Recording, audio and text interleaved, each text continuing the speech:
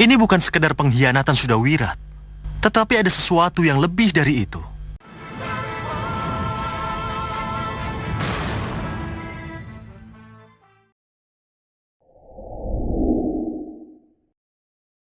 Setelah Angling Dharma berhasil menundukkan dan mengusir Prabu Mahesa Tunggal dari Sawopitu dengan tanpa syarat dan pertumpahan darah, Prabu Jayadipa sebagai Raja Sawopitu yang sah pun akhirnya diiring oleh Pati Batik Madrim untuk menuju ke Daton Sawopitu guna memimpin kembali kerajaan tersebut. Semua kejadian tersebut pun tak lepas dari pengawasan Sudawirat yang memang telah menguntit rombongan Prabu Jayadipa sejak dari hutan Malwapati. Setelah memastikan bahwa Prabu Jayadipa telah berhasil menduduki kerajaan Sawopitu, Sudawirat pun kemudian memutuskan untuk meninggalkan tempat tersebut. Namun, belum juga ia melangkah lebih jauh, tiba-tiba Sudawirat pun terbelenggu oleh Bandul Sagotra milik Raja Saputra dari kerajaan Pusar Angin.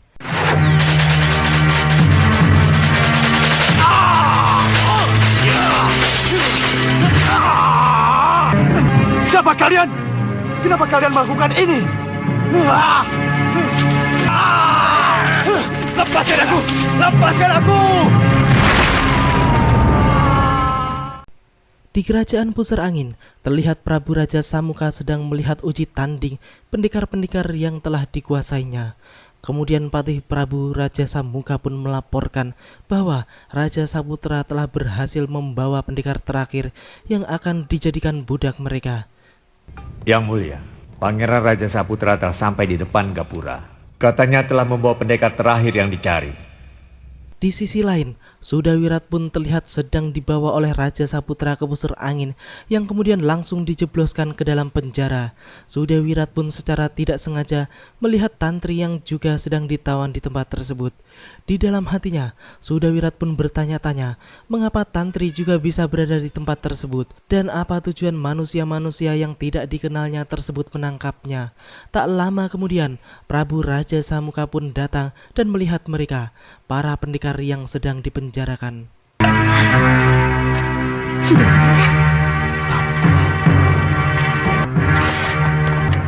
Untuk apa mereka menawanmu dan menawan mereka?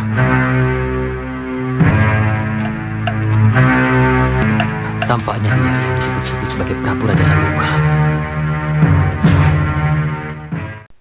Sementara itu di kerajaan Sawopitu, Prabu Jayadipa sedang berada di setinggil bersama para pembesar kerajaan yang lainnya.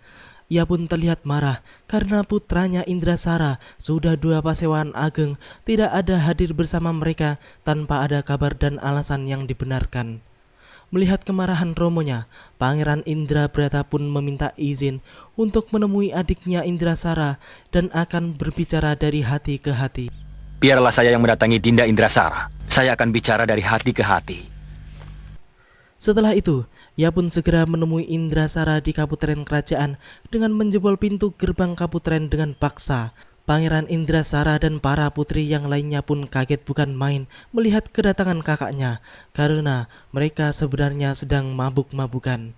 Permaisuri yang juga hadir di tempat tersebut pun kaget dan marah melihat kelakuan anak-anaknya yang sangat tidak mencerminkan putra-putri raja tersebut.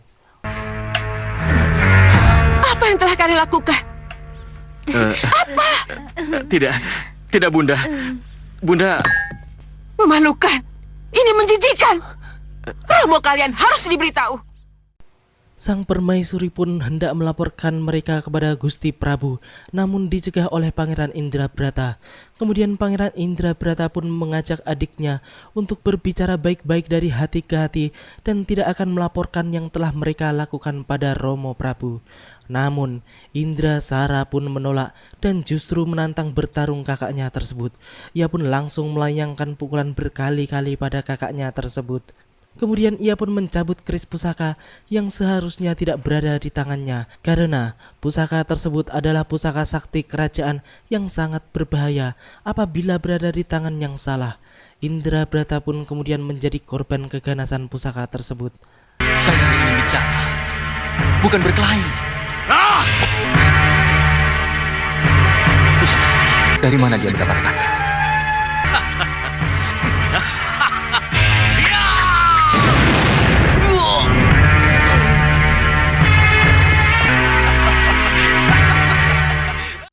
Setelah itu, Prabu Jayadipa pun datang ke tempat tersebut dan melihat Indrasara yang mengamuk dengan keris pusaka di tangannya.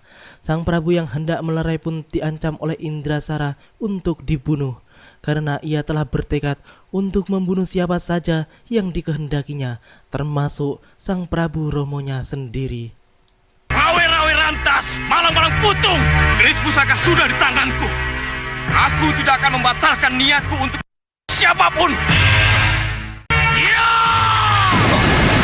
Kanda Prabu! Di sisi lain, Ki Luhur pun sedang membicarakan kejadian yang sedang terjadi di Kaputren Kerajaan bersama dengan Senopati Jambe dan para rakrian lainnya. Namun tiba-tiba saja Sudawirat dan Raja Saputra muncul di hadapan mereka. Sudawirat pun kelihatan aneh karena sebenarnya ia pun telah dirasuki oleh roh iblis suruhan Prabu Raja Samuka, sehingga ia bisa dikendalikan oleh orang-orang pusar angin. Ki Luhur dan Temunggung Jambe pun merasakan keganjilan yang terjadi pada diri Sudawirat tersebut. Ki Luhur pun kemudian pergi ke Kaputren untuk memberitahu Sang Prabu tentang kejadian yang telah terjadi di tempat tersebut.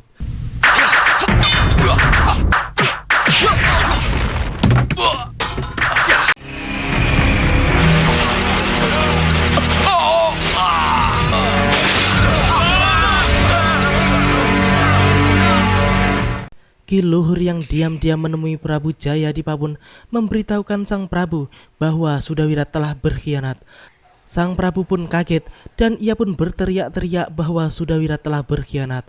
Raja Saputra yang datang ke Kaputren tersebut pun segera mengeluarkan bandul saktinya lagi dan melilit semua orang yang ada di tempat tersebut. Namun secara diam-diam Ki Luhur pun berhasil kabur, yang kemudian segera pergi ke Malwapati untuk melaporkan kejadian tersebut pada Prabu Angling Darma. Sudawirat. Sudawirat.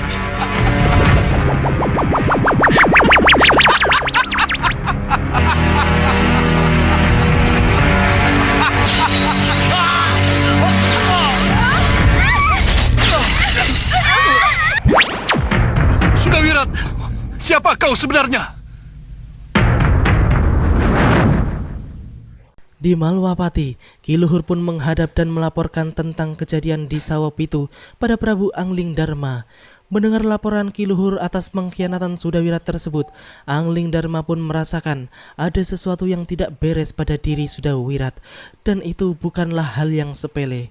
Ia pun kemudian memutuskan untuk langsung turun tangan sendiri tanpa dibantu oleh siapapun untuk menyelesaikan masalah tersebut, kecuali Ki Luhur yang diperintahkan sebagai penunjuk jalan. Ini bukan sekedar pengkhianatan Sudawirat, tetapi ada sesuatu yang lebih dari itu. Ada sesuatu yang harus kita pelajari. Kelihatannya hanya aku yang harus ke sana. Katakan pada seluruh kerabat keraton. Saya akan pergi dan baru kembali kalau masalah Sawapitu telah selesai. Ki Luhur yang akan mendampingi saya. Baik, Gusti. Di penjara Sawapitu, terlihat Sudawirat dan Raja Saputra yang mengancam Prabu Jayadipa dan yang lainnya bahwa penjara bawah tanah tersebut akan runtuh dan membunuh mereka semua, karena sebentar lagi kobaran apilah yang mengancam nyawa mereka. Sebentar lagi kobaran api dan runtuhan penjara bawah tanah ini akan mengakhiri hidup kalian. Raja Saputra pun kemudian segera mengeluarkan bandul sakutra andalannya. Namun Sudawirat yang melihat Prabu Jayadipa beserta keluarganya yang sangat memohon dan melas tersebut pun membuat pertentangan batin dalam dirinya, sehingga ia pun berteriak sekeras mungkin hingga membuat bandul sakutra Raja Saputra pun gagal dipatek. Tiba-tiba datanglah Prabu Angling Darma dengan menggunakan aji halimunan dan menghajar semua manusia-manusia jahat tersebut, termasuk Raja Saputra sendiri. Mereka pun semua dibuat tak berdaya oleh Prabu Angling Darma. Ki Luhur pun kemudian muncul untuk menyelamatkan Prabu Jayadipa dan yang lainnya. Ia pun memberitahu bahwa ia datang bersama Prabu Angling Darma yang sedang menggunakan ajian halimunan. Tidak! Tidak! Tidak!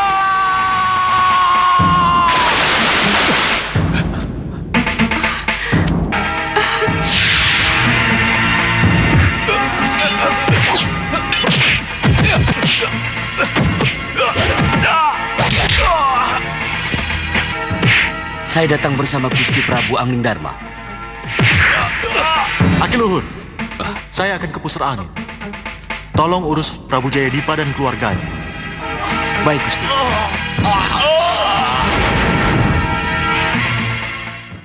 Angling Dharma pun kemudian terlihat sedang terbang ke pusar angin bersama Raja Saputra dan para anak buahnya yang terbelenggu bandul sakutranya sendiri. Setelah melihat negeri pusar angin tersebut, Angling Dharma pun berkehendak untuk menghancurkan kerajaan pusar angin tersebut. Ia pun mengatakan hal tersebut kepada Raja Saputra yang terlihat ketakutan. Belenggu roh jahat Rahwana telah memperalat kalian. Aku harus menghancurkan semua ini. Jangan Sang Prabu. Kalian harus kembali. Kemudian Angling Dharma pun mengeluarkan pusaka panah Pasopati pemberian dewa yang sangat luar biasa dan bisa menghancurkan apapun. Ia pun langsung memanah kerajaan pusar angin di depannya hingga kerajaan khayal tersebut pun musnah.